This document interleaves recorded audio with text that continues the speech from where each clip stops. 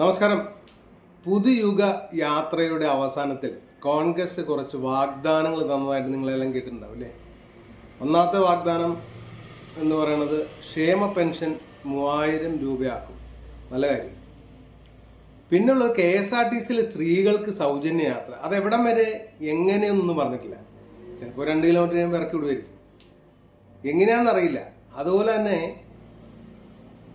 പിന്നെന്താണ്, ഇൻഷുറൻസ്, ഉമ്മൻചാണ്ടിയുടെ പേരിലുള്ള ഇൻഷുറൻസ്. നിങ്ങൾ ഈ ആളുകളെ കൂട്ടി ആ പേര് ഉപയോഗിച്ചുള്ള ഇൻഷുറൻസ്, അതൊക്കെ വന്നില്ലെങ്കിൽ ആ പേരിലുള്ള ആളുടെ അവസ്ഥ എന്തായിരിക്കും? ഇപ്പം സമാധാനമായിട്ട് അദ്ദേഹം കിടന്നുറങ്ങാണ്. അപ്പോൾ ഇനി അദ്ദേഹത്തിൻ്റെ പേരും കൂടെ വെച്ച് ഒരു ഇൻഷുറൻസ്, അതിൻ്റെ ആവശ്യമുണ്ടോ? നിങ്ങളുടെ കോൺഗ്രസിൻ്റെ ഒരു ഇൻഷുറൻസ് എന്നൊക്കെ പറഞ്ഞ് അത് ചെയ്യായിരിക്കും. കാരണം അതെങ്ങനെ നടക്കാതെ പോയി കഴിഞ്ഞാൽ പാവം പിടിച്ച അദ്ദേഹത്തിന് വീണ്ടും ചീത്തപ്പേരുണ്ടാവും. അതുപോലെ KSRTC ഉടൻ തന്നെ പൂട്ടുന്നൊക്കെ പറഞ്ഞുകൊണ്ടിരിക്കുന്ന മന്ത്രിയുടെ അടുത്താണ് നിങ്ങൾ സൗജന്യമായിട്ട് യാത്ര ചെയ്യാൻ സ്ത്രീകളെ സജ്ജരാക്കുന്നത് അല്ലേ? ഇപ്പം ഗണേഷ് കുമാർ പറഞ്ഞ പോലെ ഒരു ബെൻസുള്ള ഒരു ചേച്ചി ബെൻസ് വീട്ടിലിട്ടിട്ട് KSRTCക്ക് പോയതുകൊണ്ട് എന്ത് പ്രയോജനം എന്ന് ചോദിക്കുന്നുണ്ട് അദ്ദേഹം. അതുപോലെ തന്നെ ഈ യുവജനങ്ങൾക്ക് എന്തോ ലോൺ. എന്ത് ലോൺ?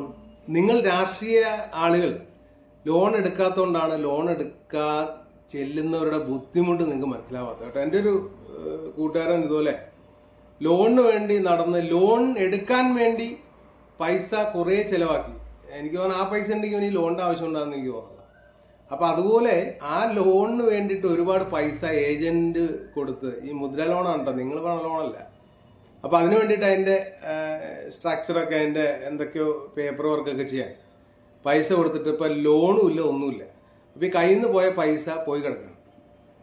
അപ്പോൾ നിങ്ങൾക്ക് ഈ യുവജനങ്ങൾക്ക് നൽകുന്ന ലോണിനെ കുറിച്ച് നിങ്ങൾക്ക് അറിയില്ലാണ്ട വളരെ പ്രയാസമുള്ള ഒരു കാര്യമാണ് കേട്ടോ ലോൺ കിട്ടുക എന്നുള്ളത്. അത് നിങ്ങൾക്ക് ഞാൻ പറഞ്ഞല്ലോ, രാഷ്ട്രീയ ആളുകൾക്ക് ഈ ലോൺ എടുത്ത് ശീലമില്ലാത്തതുകൊണ്ടാണ്.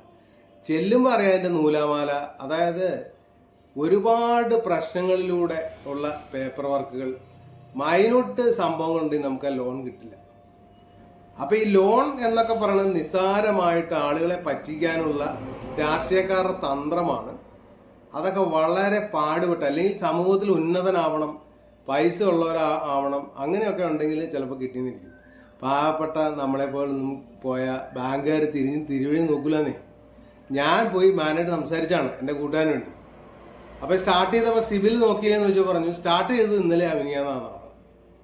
എന്ത് ഏജന്റിന് കൊടുക്കാനുള്ള പൈസയും കിട്ടി. ഇവർക്ക് ഒരു 50,000 രൂപയുടെ എന്തോ അക്കൗണ്ട് കൊടുക്കണം, ഗോൾഡ് പ്ലസ് അങ്ങനെ എങ്ങാണ്ട്, SBI ആണ്.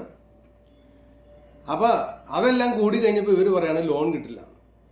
അപ്പം നിസ്സാരമായിട്ടുള്ള ഈ വാഗ്ദാനങ്ങൾ ജനങ്ങളെ തെറ്റിദ്ധരിപ്പിക്കാതെ ഒരു രാഷ്ട്രീയ പാർട്ടിയിൽ, ഇനി വരാൻ പോകുന്ന വാഗ്ദാനങ്ങൾ 2-3 പാർട്ടിയുടെ വേറെ ഉണ്ടല്ലേ, അവരൊക്കെ നടക്കാവുന്നേ പറയാവുള്ളൂ.